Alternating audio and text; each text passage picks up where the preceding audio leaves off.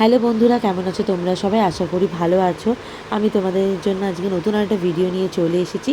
আজকে কিন্তু ডাইরেক্ট গোকুল থেকেই তোমাদেরকে ভিডিওটা দেখাবো, বেশি আর ডিটেলসে যাব না। আমি কিন্তু এখন রয়েছে হচ্ছে গোকুলের সেই মন্দিরে, মানে যমুনা নদীর তীরে, যেখানে কৃষ্ণকে বেঁধে রাখা হতো যেই গাছে। আমরা কিন্তু সেই গাছে দর্শন করতে যাচ্ছি, প্লাস যমুনা মন্দির প্রণাম করতে যাচ্ছি। তো চলো, তোমরা দেখলেই বুঝতে পারবে।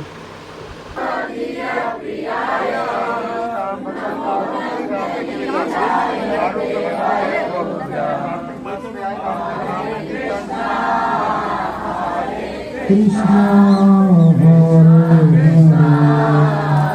হরে হরে হরে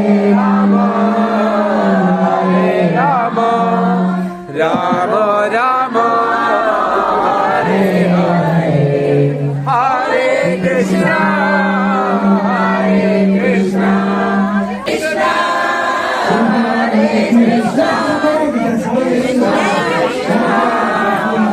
নেক্সট আমরা চলে এসেছিলাম এমন একটা জায়গায়, সত্যি এগুলো তো আমরা টিভির পর্দায় বা বইতে পড়ে থাকি। তো সেই জায়গাটা সচক্ষে আমি দর্শন করছি, প্লাস আমি ডিটেলসে ভিডিও করার চেষ্টা করছি যাতে তোমরা ডিটেলসে বুঝতে পারো। তোমরা যারা আসোনি তাদের বুঝতে সুবিধা হয় যে আমরা কীভাবে যাচ্ছি, কোন রাস্তা ধরে যাচ্ছি, কোথায় কী রয়েছে, সবটা ডিটেলস তোমাদের সাথে শেয়ার করছি। আর যারা এসছো তাদের তো আবার মনে পড়ে যায়, আমি তোমাদেরকে বারবার যেই কথা বলি। এখন যে রাধাকৃষ্ণের মন্দিরটা আসছি, এইটা হচ্ছে যমুনা নদী।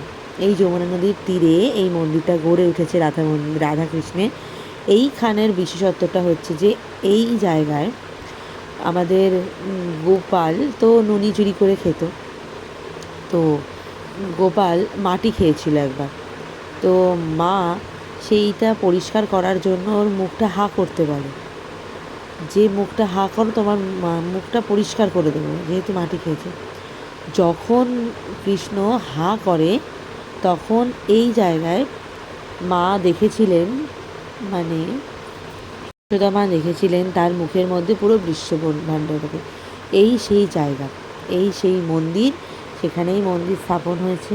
প্লাস দেখো এর চারপাশটা কত সুন্দর করে সাজানো রয়েছে। ওখানে চাইলেই ভিডিও করা যেতে পারতো বা ফটো তোলা যেতে পারতো, কিন্তু আমাদের হাতে সেরকম সময় ছিল না আর ইচ্ছাও ছিল না। আর তো রীতিমতন এই জায়গায় এসে গা হাত পায়ের লোম পুরো একেবারে খাড়া হয়ে উঠেছে। এত সুন্দর জায়গা, কি দারুণ। নেক্সট তোমাদেরকে আরেকটা দেখাবো গোকুলের আরেকটা বিখ্যাত মন্দির, সেটা হচ্ছে চিন্তাহরণ মহাদেব মন্দির। ঠিক আছে, আচ্ছা, কৃষ্ণ যখন এদিক ওদিক চলে যায়, তোমরা তো জানো কৃষ্ণের লীলা খেলা। তো সেই সময় একটা সময় হয়েছে যে যশোদা মা খুব চিন্তা করছিল কৃষ্ণ কোথায় চলে গেছে, কৃষ্ণ কোথায় চলে গেছে। এই যে কালিয়া দমন করেছিল, তো কৃষ্ণ কোথায় চলে গেছে, কৃষ্ণকে আর খুঁজে পাওয়া যাচ্ছে না। পাশেই যমুনা নদী। তো মা যশোদা কিন্তু প্রচুর চিন্তা করতেন। সেই সময় কিন্তু এই মহাদেব, আর যেহেতু কৃষ্ণের আরাধ্য মহাদেব আর মহাদেবের আরাধ্য কৃষ্ণ, তো কৃষ্ণ যাই করে থাকে না কিন্তু মহাদেব সবসময় তার পাশে এসে দাঁড়াতেন। তো সেই সময় মহাদেব কী করলেন, যে মা যশোদার যাতে চিন্তা কমে সেই জন্য তিনি এখানে রূপ ধারণ করে এসেছিলেন, মহাদেবের রূপ, অন্য রূপ ধারণ করে এসেছিলেন, যাতে তিনি আর মা যশোদাকে বুঝিয়েছিলেন চিন্তা না করার জন্য। তো সেই সময় মহাদেব এখানে স্থায়ী অবস্থায় ছিলেন।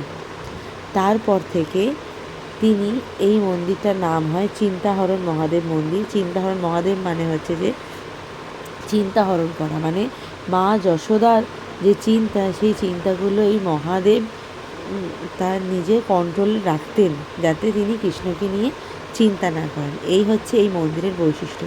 তো গোকুলের মোটামুটি যেই জায়গাগুলো ভিডিও করা সম্ভব হয়েছে সবটাই তোমাদের সাথে শেয়ার করলাম। আশা করি তোমাদের ভালো লাগবে। আর তোমাদের কীরকম লাগলো অবশ্যই কিন্তু আমাকে কমেন্ট করে জানাতে একদম ভুলে যেও না। আর আমি চেষ্টা করলাম তোমাদেরকে ডিটেলসে ভিডিও করে দেখার, যাতে তোমাদের বুঝতে কোনো রকম অসুবিধা না হয়। তো ভিডিওটা এখানেই কমপ্লিট করছি। দেখা হবে পরবর্তী নতুন একটা ভিডিওতে।